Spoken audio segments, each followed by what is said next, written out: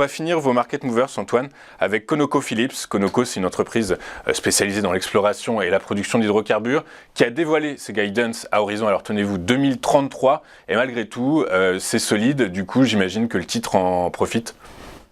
Oui, alors effectivement, c'était intéressant de regarder la journée investisseur de ConocoPhillips, qui n'est pas forcément une entreprise très connue en France. En fait, c'est spécialisé dans l'exploration et la production de pétrole aux États-Unis, au Texas. Et effectivement, c'est une société qui a dévoilé ses objectifs sur 2033, donc sur 10 ans.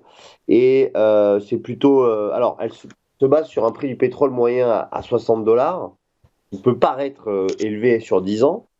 Toujours est-il que eh bien, ces dépenses d'investissement devraient s'élever en moyenne à 10 milliards de dollars par an, ce qui se traduira par un taux de croissance annuel moyen de la production de 4 à 5% et un taux de réinvestissement moyen d'environ 50%, ce qui est plutôt une bonne nouvelle pour les investisseurs.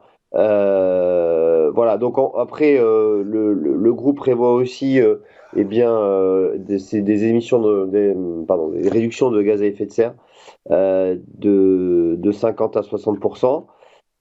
Le plan investisseur n'a pas été extrêmement bien accueilli par les investisseurs, puisque le titre a progressé uniquement de 0,7% après avoir ouvert en forte hausse.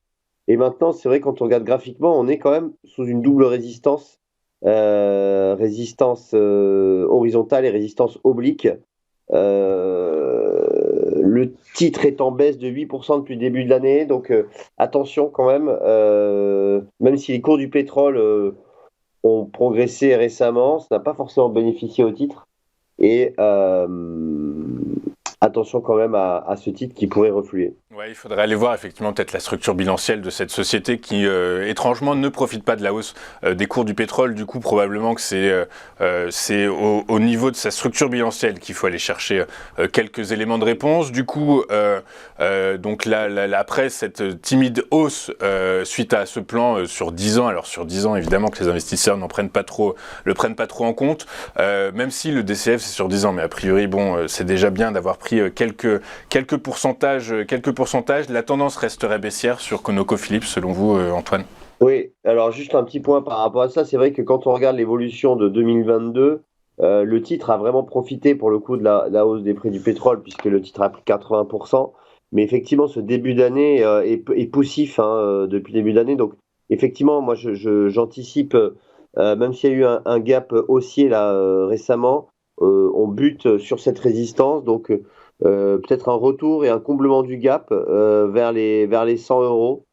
En revanche, si on devait casser la résistance horizontale, on pourrait déjà retrouver un premier niveau qui se situe à 104, 114, 115 euros sur ConocoPhillips. Ouais, effectivement. Et puis quand on regarde les prévisions des analystes pour l'exercice 2023, on voit que la dette nette s'accroît, que les free cash flow sont en baisse. Donc effectivement, c'est probablement du côté de l'analyse financière qu'il faut aller chercher pour avoir une explication de la baisse du cours de ConocoPhillips.